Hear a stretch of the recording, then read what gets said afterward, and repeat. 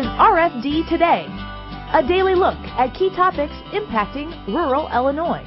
If you live in Illinois, we examine the issues impacting you, your family, your income, and your community. Welcome back to RFD Today. First today is Crop Watcher Report. Farm Week Crop Watcher Brent Clare of Adams County joined us on June 3rd. Let's talk farm first, Brent. How do things look on your farm? Well, they're a little drier than they have been. We've got a few days of dry weather from last week into today, and we missed a pretty good rainfall on Sunday or Saturday that went just to our southwest portion of the county. So we're going to try to finish off some corn planting today in some areas. And guys this morning, as I was driving into Quincy, a mad dash of tillage already this morning, and they're going to go see how much they can finish up today as well, as we have another chance of a thunderstorm starting later tonight and then for tomorrow. So you'll make the most of it today and try to get that corn planted, and then where will you stand on attempting the soybeans? Well, soybeans is a little trickier for me because of the cover crop issue. It's actually so good of a stand that it's tempting to just go ahead and cut the wheat and then plant on top of that.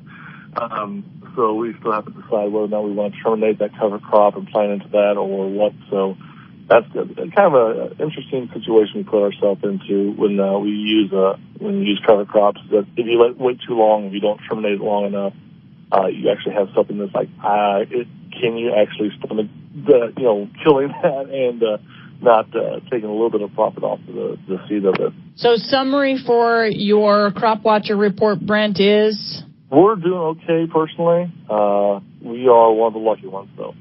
A lot of guys around this area have not even stepped into their fields because it's been so wet. Might be able to the next few days, so obviously. The soybeans, very, very, very few planted. Corn, what is planted doesn't look too bad. But there are obviously the wet spots where everything's going to flood out. It's not look pretty. Brent Clare, Adams County, this week's Farm Week Crop Watcher Report. This is RFD Today.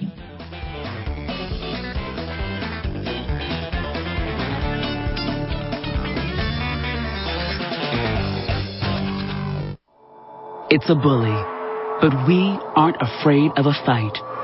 It's elusive, but our focus never fades. It's deadly, but we were born to defeat cancer. You may not have heard of us, but our work has helped millions impacted by cancer.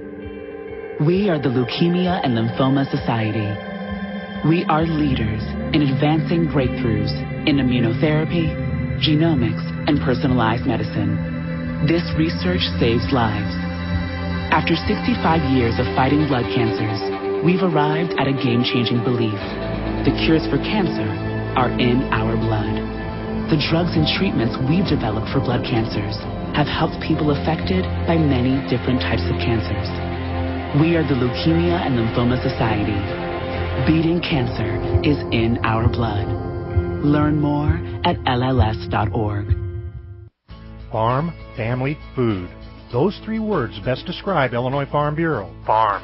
For 100 years, Farm Bureau in Illinois has represented and served the men and women who make Illinois one of the top food-producing states. Family. At the heart of rural Illinois are traditional farm families who work together through Illinois Farm Bureau. And food.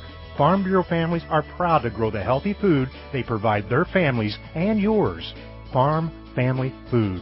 The heart of Farm Bureau in Illinois. When it comes to social media, Sabrina Berkowitz connects rural routes for you. Sabrina covers a broad range of ag topics, so Farm Bureau members are the first to know about key issues. Here's a bit about her rural roots. I grew up with a grain and livestock farm in my extended family, and today I really enjoy helping people learn how to use social media to advocate for agriculture. Be it routes or roots, RFD Radio, FarmWeekNow.com, and Farm Week keep you connected.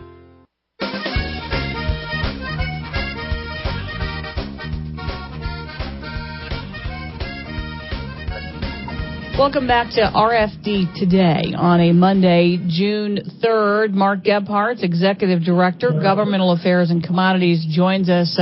One busy weekend at the State House. Mark, let's start there with state issues. As you digest things this morning, what comes to your mind and what are victories for us? Well, I think as you step back and look at what was completed last night, as we ended an overtime session, working basically all through the weekend with the General Assembly to finish up the major pieces of legislation. Whether you like what was done or whether you don't, and I know there are people on both sides of that, it was a monumental session in the fact that there were some extremely large and significant pieces of legislation passed. I would say, Rita, this is probably, as far as passing major pieces of legislation, this has got to be one of the more historic sessions because it's been a long time since the state has taken on the number of issues that they did and they actually moved forward. And again, some folks like what happened, well, some folks don't. For agriculture, I think there's certainly some good things in there, and there's some things that unfortunately are going to cost people more money, and that's the price tag, I guess, that comes with when you say you want to put money to infrastructure, for example, there has to be a revenue source. And one of those revenue sources is, of course, the motor fuel tax, which was increased substantially and goes into effect July 1st, so people are going to pay more for their fuel. But again, there's a whole host of things that happened, and Farm Bureau opposed some of those, and again, there were some others that were more positive for agriculture. Because you are in a position to digest and to come back, you will be working with your awesome staff in the next couple of days to get this information down to the counties and really down to the membership. Yeah, absolutely. Unfortunately, we're coming right off the last night, just finishing this up. So, for example, with respect to the state budget, we know there's some really good things in there. Some additional dollars, for example, for some of our conservation activities, things of that nature that are a benefit to agriculture. And again, agriculture did not lose ground as it relates to the Department of Agriculture and the funding for that agency to be able to do what they need to do. So we have to, as you say, kind of analyze and digest what is there. We're planning to try and put together a conference call with our county leadership, presidents and managers for later this week. And then we will be obviously working with the Farm Week staff and others in the news and communications area to get out all of this and explain it. We'll be at a better position to explain a lot of these things as the week goes on. And again, there's some very positive things in here for agriculture. Mark, what can you share with us? What are some things that we should pass along to farmers that they can sort of think about as they start to get back in the fields this week? Well, I think one of the things that I would like to share is the fact that we were able to, at least for the time being, and I recognize that these issues never really go away, but for the time being, for this session, we were able, again, to stop some things that I think would have been very detrimental to agriculture. Some of that has to do with the Livestock Management Facilities Act.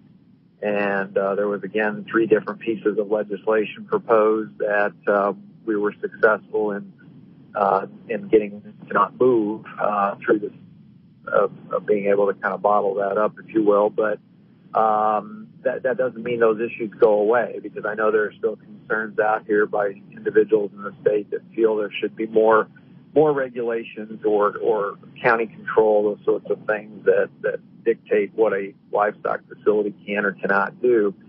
There was also a lot of flurry here at the end of the session around the firearm owner's identification card. Our policy was such that we opposed some of the additional restrictions that they wanted to put on void card holders, for example, requiring fingerprinting, that sort of thing.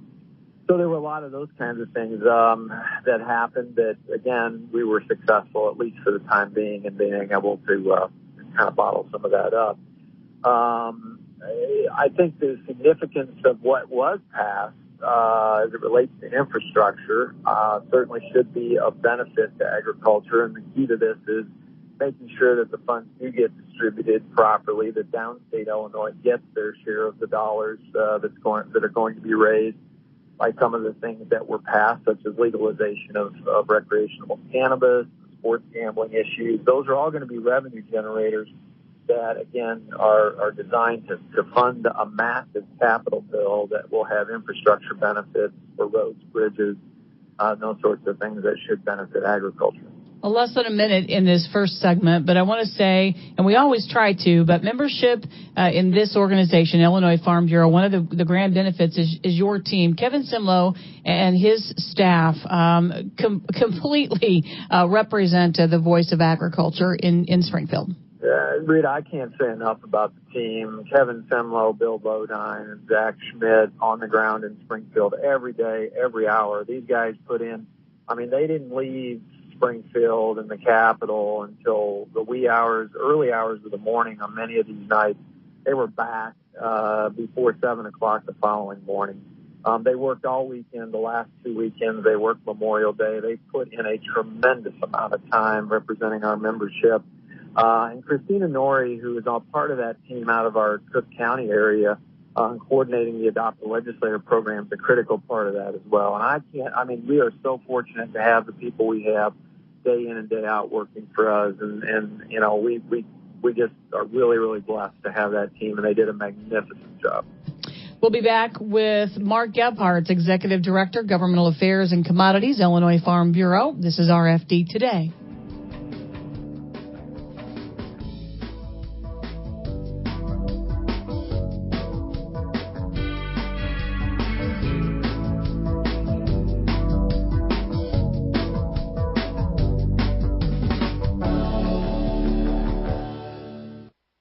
The expression rain makes grain likely won't come to fruition for Illinois wheat growers. They've received too much of a good thing. Southern Illinois Wheat Tour participants estimated wheat yields will average 64.5 bushels per acre, down about 1.5 bushels from last year.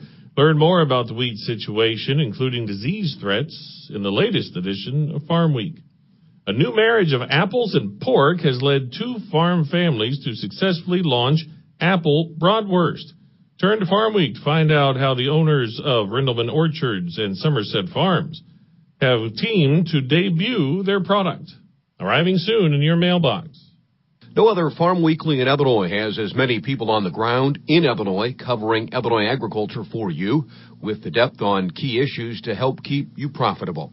And don't forget, you can get daily or even more frequent updates online anytime at farmweeknow.com. When it comes to our members, Chris Magnuson connects rural routes for you. Chris leads Illinois Farm Bureau's efforts to provide valuable information to our members. He has spent 2 decades with IFB. Here's a bit about his rural roots. I grew up on a farm with corn, soybeans, and Christmas trees. I've been in ag communication for 3 decades now. My greatest satisfaction has always remained the same, to serve our members. Be it routes or roots, RFD Radio, FarmWeekNow.com, and Farm Week keep you connected. Attention, Illinois farmers. You won't want to miss this field day at SIU Carbondale University Farms. It's your chance to hear from industry experts about ongoing research and how it will benefit your farm. Join us on June 26th from 9 a.m. to 1 p.m. with free lunch included. This is a joint effort of the SIU College of Agricultural Sciences, Illinois Nutrient Research and Education Council, and Illinois Farm Bureau. You must pre-register at IllinoisNREC.org and click on upcoming events. It can begin with an email, a phone call, a flyer in the mail, or perhaps a misleading website. Loan modification scams. They come in all shapes and sizes and under different names. Loan rescue firms, counseling services, mortgage consultants, sometimes posing as a legitimate mortgage company willing to help you modify your loan and get caught up with your payments. But beware, these are highly trained con artists looking to steal your home. They often know who you are, where you live, and because it's public record, know if you are on the brink of foreclosure. You're not alone, however. The National Crime Prevention Council and U.S. Department of Justice have partnered to help homeowners identify and steer clear of these scam artists. McGruff the Crime Dog here. Protect your home and safeguard your finances. It only takes a little time to become informed. Start by finding a free legitimate housing counselor today. Take the first step. Visit www.ncpc.org/mortgage-fraud. That's ncpc.org/mortgage-fraud. This message is from the National Crime Prevention Council and U.S. Department of Justice. We are back here on RFD today on a Monday, June 3rd. Mark Gebhardt, Executive Director, Governmental Affairs, Commodities, joins us. We talked state issues in the first segment, but now I guess just an open question, where are we with USMCA as we switch to federal issues? Yeah, federal trade issues continue to be a very, very high priority for us. So where we are with the USMCA, the good news is that the Trump administration did file the paperwork necessary to initiate the process with Congress to get the USMCA ratified. So that's an important step, and that took place last week. There was also important movement in Canada as it relates to their government ratifying this agreement, and I know that Vice President Pence was there with Prime Minister Trudeau last week to talk about the ratification process in Canada. So those are good news scenarios. On the not-so-good news side, unfortunately, we've had a little hiccup, in my opinion, with Mexico and the fact that President Trump levied some additional tariffs on the Mexican government as it relates to the immigration issues, to try and leverage some things to happen there to address the immigration issues. So I think that's going to cause a little bit, again, of a hiccup. We try to move forward with USMCA and get that ratified. My understanding this morning is that the Mexican government has indicated they are willing to come to the table and talk about finding a way forward, so that's encouraging. We hope that happens very soon, and again, we can get on with it. As it relates to our Congress, we have certainly been spending a lot of time with our Illinois congressional delegation on the Democratic side. We had a very good conversation and meeting with Congresswoman Kelly about a week and a half ago. We've been working with Congresswoman Bustos and with all of the other members, the Democratic members as well as the Republican members, to try and make sure they understand the importance of getting this ratified. I'll be leaving for Washington, D.C. next Monday, along with President Gebhardt and a few of our other board members, to go out to lobby on the Hill on USMCA, and that's going to be our focus to try and get this done, if at all possible, before August recess. Next is a Prevent Plant and the market facilitation payments. We did get details. We're looking for more, but that is a victory that announcement was made, and at least we're going in the right direction. Yeah, a lot of details. As you know, Rita, we had a ton of unanswered questions around this, I guess, second phase, if you will, of the market facilitation program and how it will or will not impact the Prevent Plant provisions of crop insurance and who's eligible and who's not eligible. We did the webinar last week for all of our members. Doug Yoder and his team in country did a great job of trying to explain the ins and the outs of Prevent Plant. And unfortunately, there's more questions still than answers, but I think we're making progress, and we've communicated. When I say we, Illinois Farm Bureau has had direct communication through President Gebhardt to President Duval at AFDF on this on a number of times last week, and then we had put together a letter to the issues related to the market facilitation program that was forwarded to Secretary Perdue. Again, AFDF using some of these things, but we're trying to address the issues so that we do not adversely impact planting decisions that would skew the market. There's just a whole host of things that we're trying to get to the bottom of as we work through how this program is going to be unveiled. The other thing that Adam Nielsen alluded to is watching that maybe an additional separate disaster assistance package. And if you're going to D.C. next week, I'm sure that's going to be something that will be discussed. That's correct. The disaster assistance program of the bill that's been out there that Congress is trying to get finalized is critically important. And fortunately, we haven't had some of the natural disasters that other parts of the country have had, like the Nebraska, Kansas, Oklahoma areas. We are, unfortunately, and I just talked with a farmer this morning that's dealing with some really, really bad situations with the river continuing to rise on both the Mississippi and the Illinois. So we're going to experience, again, some problems there. But, yeah, the disaster part of this is another piece that we want to, again, make sure is in the mix and something that we hope will be able to benefit people that need that assistance. So we've kind of covered a lot. Anything else that you guys will be addressing when you're in D.C. next week? Well, I think the other thing we haven't talked about this morning, of course, is the situation with China. And I see that, again, as a long game. Our goal really, again, back to USMCA, get that done. We need that ratified. We need it ratified soon. But when you talk about trade, you have to talk about China. You have to talk about Japan and the work that we have to continue to do there to get, things in place there to address tariff situations. And then European Union.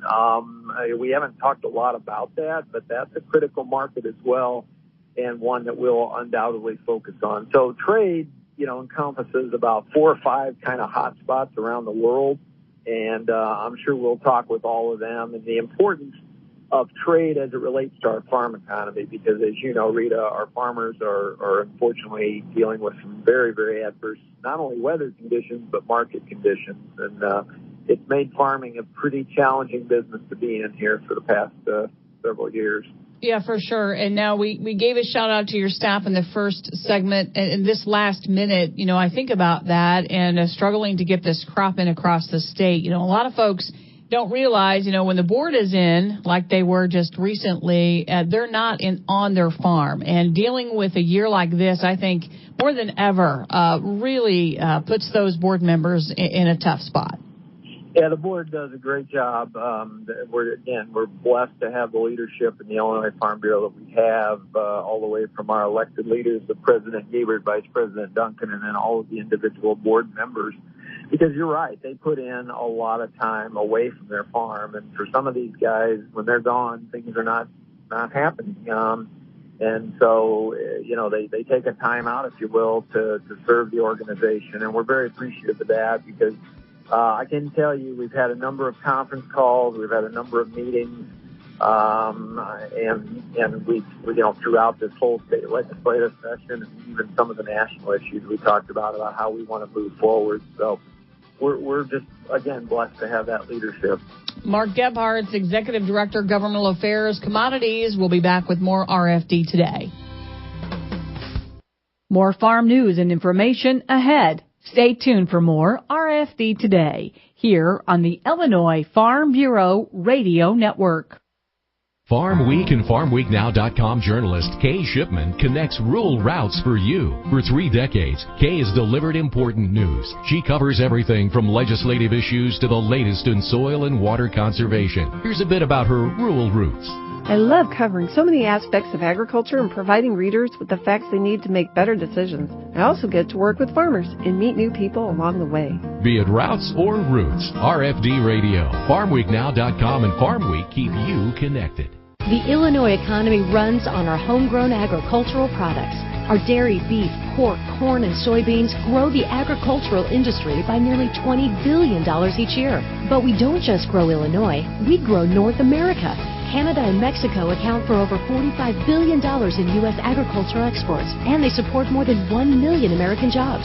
Exports to Canada and Mexico matter to everyone in the agriculture and food industries. A message from Illinois farmers and their checkoff programs. Spring is here and things are buzzing. Farmers and pollinators are working together to help feed us. In fact, 1 out of every 3 bites of food we eat exists because of bees, butterflies, birds, bats, and other insects. Pollinators are important to our food system and the ecosystem overall. That's why farmers and those in the agricultural industry are working together to protect pollinators through education, research, and conservation efforts. Visit ilagformonarchs.org to join the buzz. That's ilagformonarchs.org. As you prepare for planting season, remember your neighbors. Whether you're an applicator, grower, or beekeeper, use FieldWatch to register your farm and monitor for sensitive sites around you. FieldWatch is a free, easy-to-use online mapping tool. Consulting FieldWatch is now a requirement for the over-the-top use dicamba products. Communicating with your neighbors will help you protect your farm and the environment. Don't wait. Go online to fieldwatch.com. Growing agriculture, we grow best together. Warmer weather means a longer honeydew list. Your county farm bureau can help you stay on top of your project list and save you money along the way. A Farm Bureau membership offer includes discounts on equipment and supplies from Grainger, plus free shipping on all standard Grainger products. Browse thousands of items from landscaping equipment to power tools. Anything you need to get the job done, Grainger has it. Not a Farm Bureau member? Call us at 309-557-2689 or visit Illinois Farm Bureau online and join today. All Ag. All Illinois. All now. There are a lot of smartphone apps out there, but do they have what's important to us here in Illinois? The Farm Week Now app does, and it's always at your fingertips. All Ag, all Illinois, and 24/7 where and when you need it for free. Go to your app or Play Store on your smartphone, hit search, type in Farm Week Now, that's one word, and download it today. Brought to you by Illinois Farm Bureau, where we're all about farm, family, and food.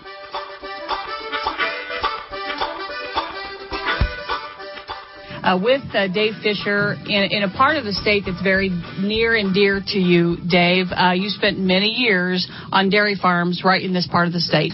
That's correct. Rita, my career with the University of Illinois Extension was 40 years, and I retired back in 2010. And part of those years, I spent 5 years in Madison County, 9 years here in Bond County, and again, always working with agriculture and 4-H program. And then I spent another 9 years in Clinton County. And then Extension transferred to a more of an area specialist, and so I then was privileged and lucky enough to work the state of Illinois as an area dairy specialist, along with Mike Hutchins and Dick Wallace and Phil Cardoza and all those great people. And the families that we visited today, you not only knew their operation today, but for many decades prior, and worked with each generation of the dairy.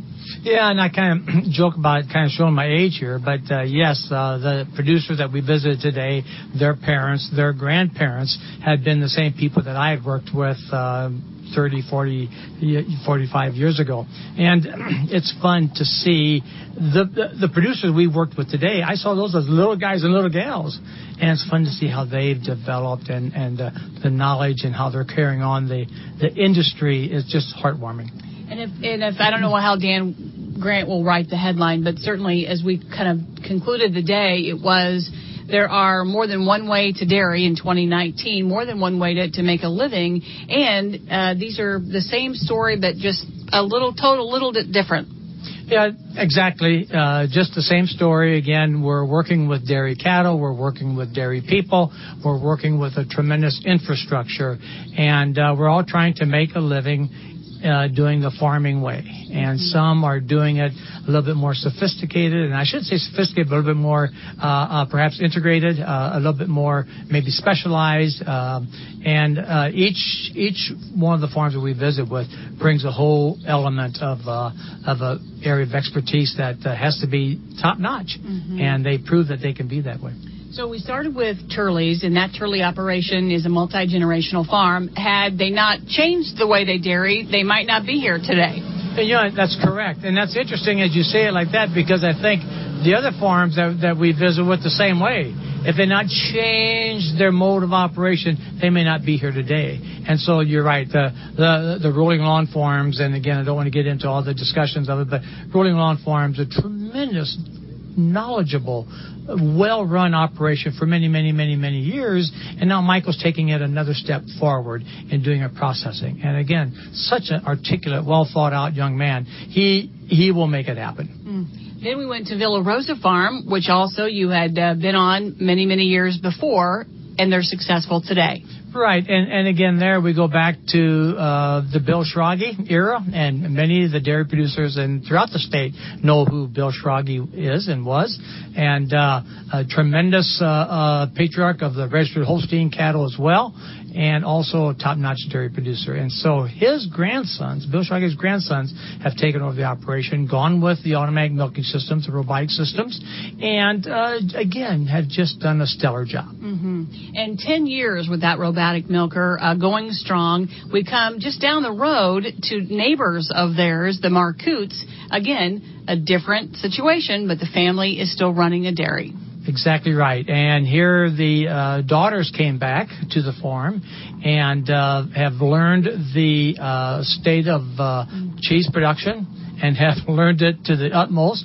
And their product is all over the U.S., literally, mainly, of course, in the St. Louis and the metro area, but literally from ocean to ocean, east to west. And so it's fun again. And I remember these little gals being 4-H'ers years ago on my 4-H judging teams. And so again, I just applaud their knowledge and their abilities.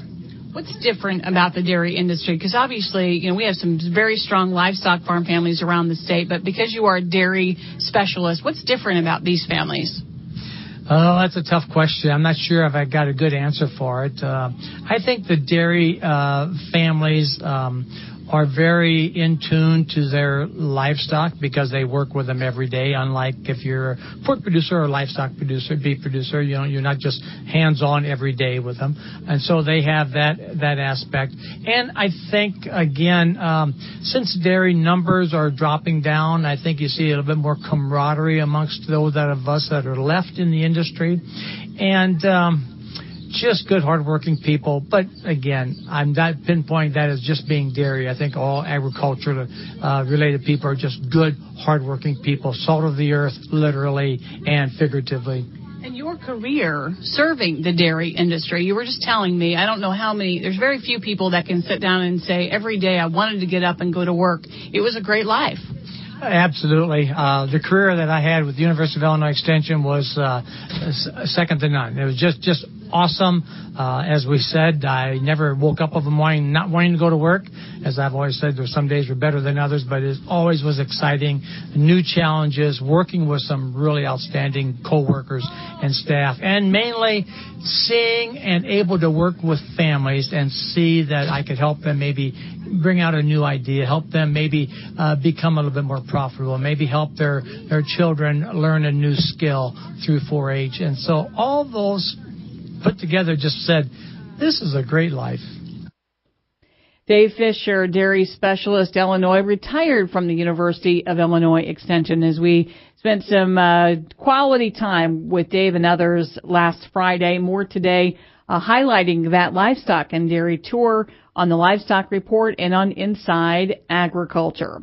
Do want to tell you that Solar International is Central Illinois' premier Case IH supplier with 5 convenient locations. They specialize in the latest farm equipment, parts, and quality service. Solar International, the dealership that service built. We'll be back with more RFD today.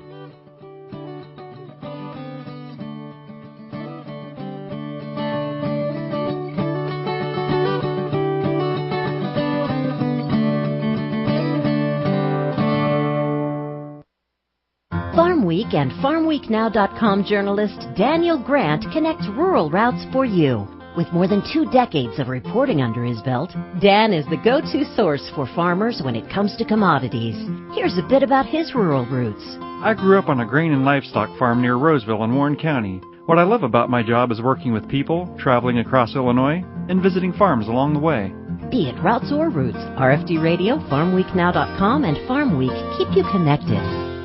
If you're in the mood for some sprucing up, you're in luck. From big to small or farm to front yard, your Illinois Farm Bureau member discount from John Deere is ready and waiting to help. It's easy to think green when it's the Rewards Loyalty Program with savings on equipment, special parts, and home and workshop products. Whether your tasks involve mowing, planting, or cleaning, you'll be set for whatever your work requires. All you need to do is sign up, have your membership number handy, and go to johndeere.com/Farm Bureau. Let's check your commodity markets. This hour, we are still higher in the corn, soybeans, and much higher in the wheat market. Let's start with your nearby July corn up 2 3/4, 4.29 3/4. September up 2 1/2. December corn up 2 1/2. We're at 4.46 1/4, and the March up 3 at 4.54 1/2. July beans up 7 1/2 this hour, 8.85 1/4. August up 7 1/2, 8.92. September up 7 1/4, and November soybeans up 7 3/4, 9.12 1/2. July wheat Chicago up 18 1/2 this hour. We're at 5.21 1/2. December up 17 at 5.40 1/4, and March wheat up 17 1/4 at 5.53 1/2.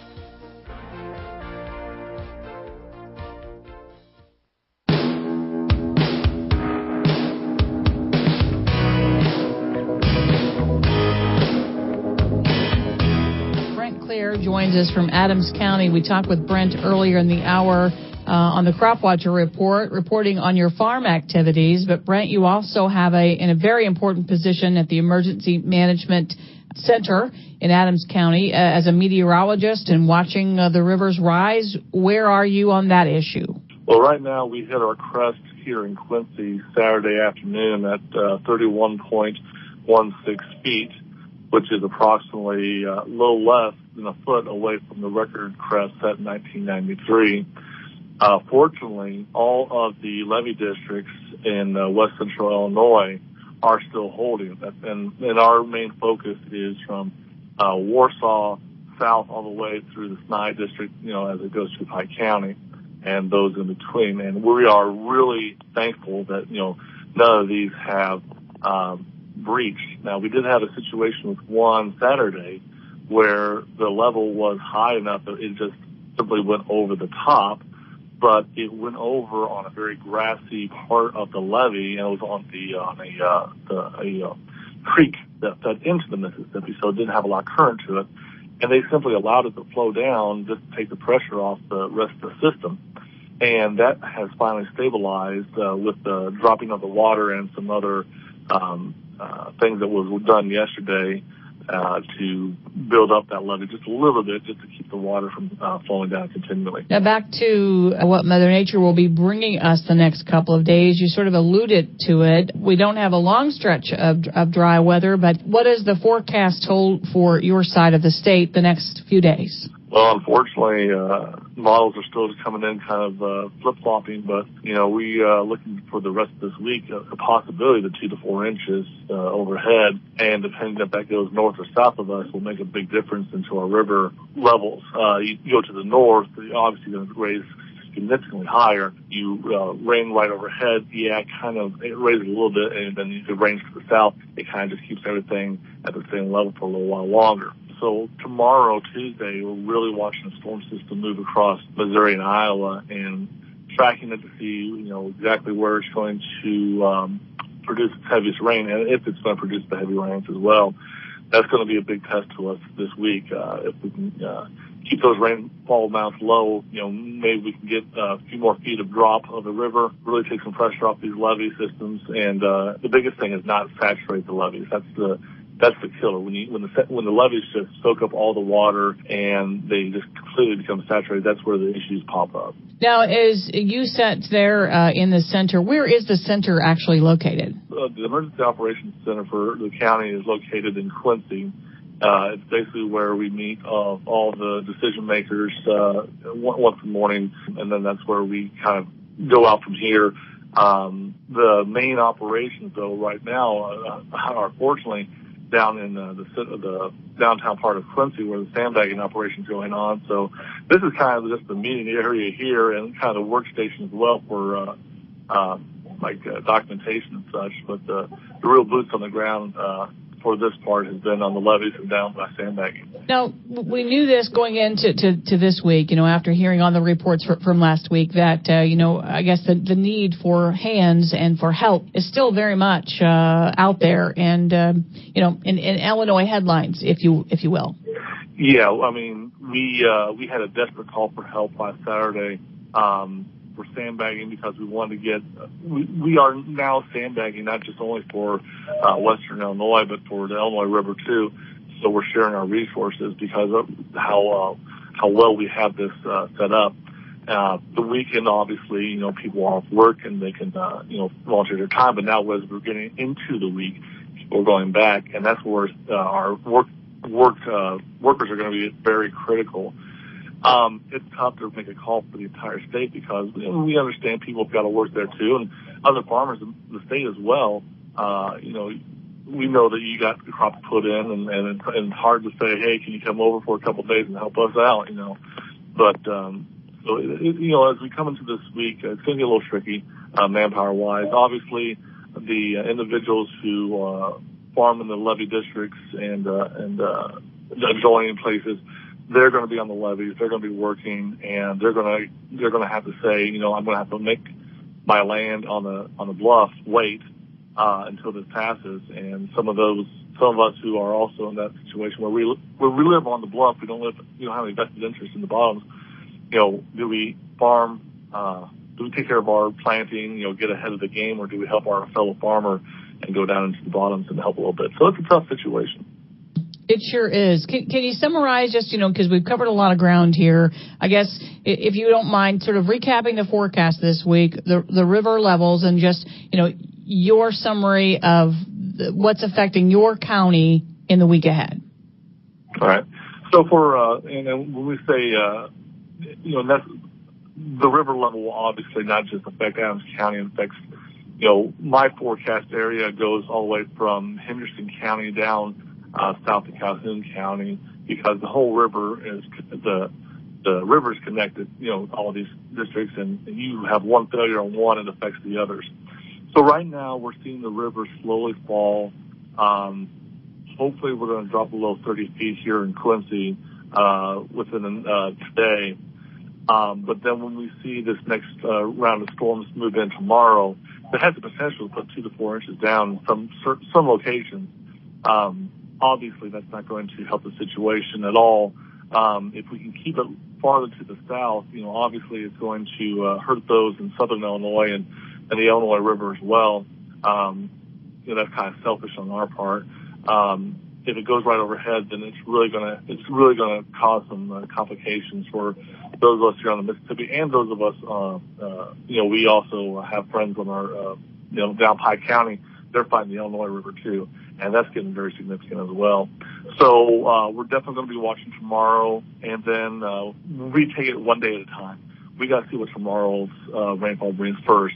Then we'll look at the rest of the week and see what it does, because if we can't get through tomorrow, it doesn't matter what's going to do for the rest of the week. Brent, we appreciate your valuable time, but we do want to put out there, if somebody listening today is willing, able to come over to your side of the state, if it is Adams County that they're nearest to, how do they connect with somebody to know where to go? And if they want to help, what do they do? Well, the one thing if you want a sandbag, that's just basically a spontaneous effort. You can show up at the sandbagging site, which is located in downtown Quincy.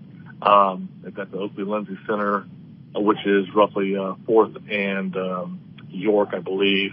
You'll see the activity when you get down there. It's a pretty impressive setup. If you want to help on the levees, though, best thing to do is contact us here at the office, and we can try to kind of move resources where we can.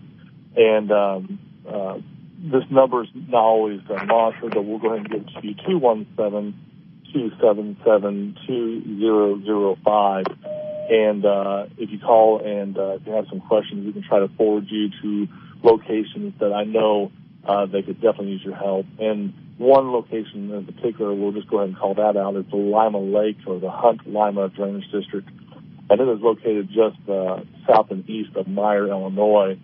And if you look up Meyer, and just head to Meyer, and you'll see the sign that says turn here to go to the pump house that has sandbags. So yeah, I mean, obviously, if people have questions, call us here at the Operations Center. We'll be glad to try to guide you in the right direction.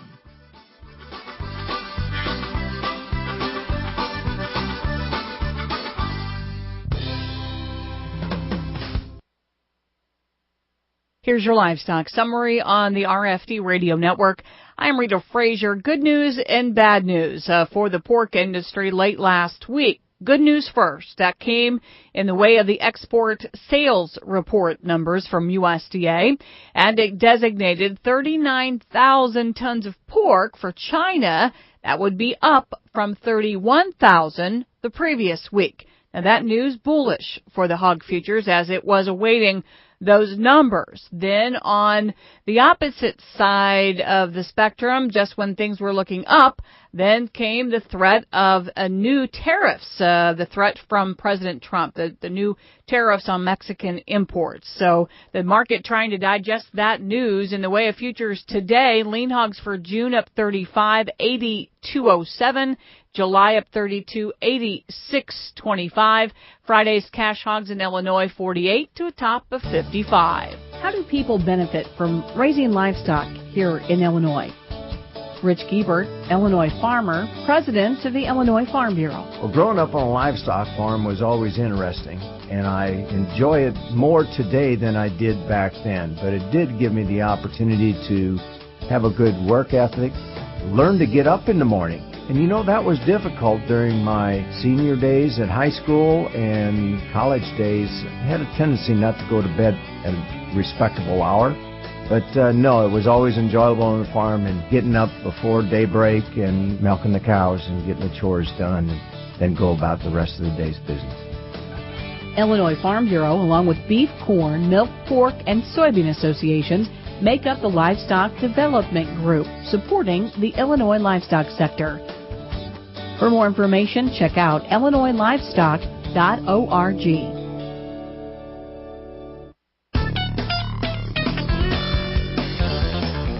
We're back here on RFD today on a Monday. Dale Dirkhold's Agrivisor Services. Off air during the break here, we were talking about planting progress and what we might see later this afternoon in those reports. Yeah, that music bed just kind of remind me what farmers feel like here this morning, unless they've been in a place that's already getting some showers or something out west or down in the south. You know, it's kind of like, hurry up.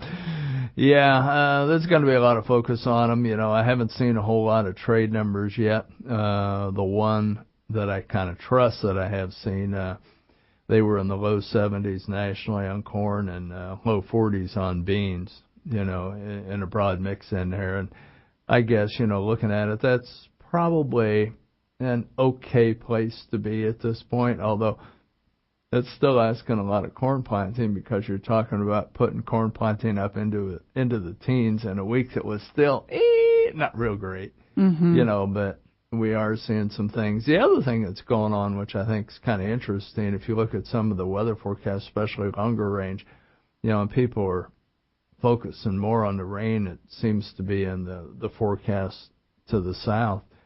We really have started to break where you get into the northern reaches, the Dakotas, northern Iowa, Minnesota, even down maybe into central Iowa, northern Illinois, Wisconsin. We're seeing lighter potential rain amounts and lighter potential moisture coming into those areas there. And the reason I mention that, they need to get things done. They have the shorter growing season. Yeah, good point. So we did see finally the weather market kicking in and seeing green on the screen. Even in today, we're turned around. So who's listening and who's watching what's going in? Yeah, that's a good question. Who's listening and who's watching? They're out in a tractor listening, and they may be watching too now with people having iPads mounted in their tractors anymore. But you know, you look at it today though, corn's up a penny, beans are up 8. I think we're probably rolling over here at this point to where the focus is going to be more on how we're doing in terms of soybean planting now than in terms of corn, because we are getting to the end. The big argument in corn is how many acres are we going to lose via either switch to beans or prevent plant. And the marketing decisions. Last week we got a few details on the market facilitation payments, the prevent plant. That's an important day that we're coming up on for crop insurance purposes.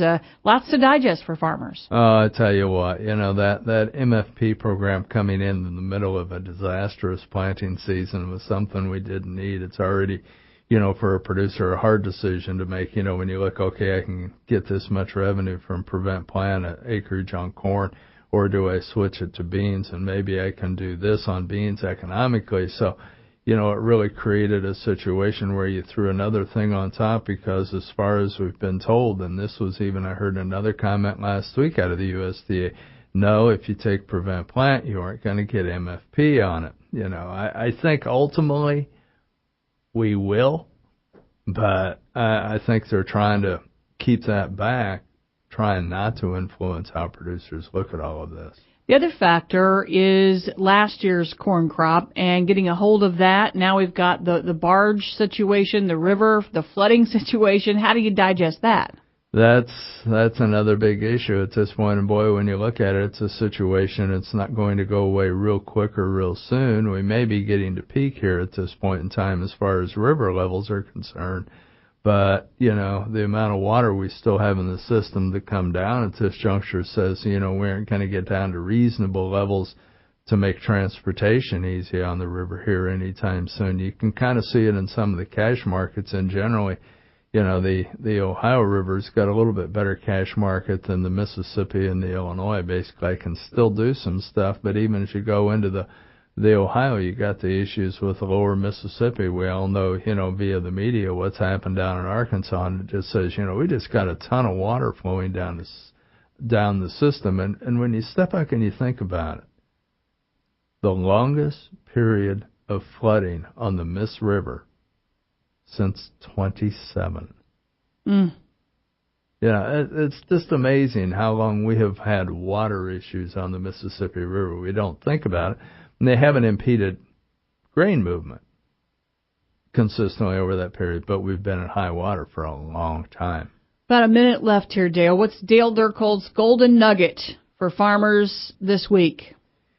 You know, I think, you know, when I look at it, you know, old crop corn, old crop beans, the big thing people got to do is, you know, get up, cleaned up to supplies that you're comfortable with, not necessarily oversell yourself, because in this weather situation, you know, you got to be careful, you know, and it wouldn't take too much to flip up and give the market another little push here at this point. You know, you get over $9 beans and on nearby futures, and you step up into the 9 1/4 area. You know, corn, boy, if you flip over 4.5 on July corn, there's nothing in the way of the market until a $5 bill. You know, and you got to kind of respect that, and you don't want to sell totally out, because if you still got old crop stuff at this point, you want to take advantage of the weather issue we got here to maybe maximize some returns, because your yield's going to be down this year. But you want to save some, but you need to sell some at the same time. You know, that balance is different for everybody. Dale Dirkhold's Agrivisor Services. Do we say this is your countdown to Nah. Okay. We're not counting down yet. That's fine. Well, let's talk about, since we do just have, 10 seconds here, producer? What's the fruit that you're going to be eating today? Let's see. Oh, I have cherries today. Nice. Bing cherries. It's going to be a great day for Dale Dirkhold. We appreciate your information and time, and thank you for joining us for this edition of RFD Today. I'm Rita Frazier.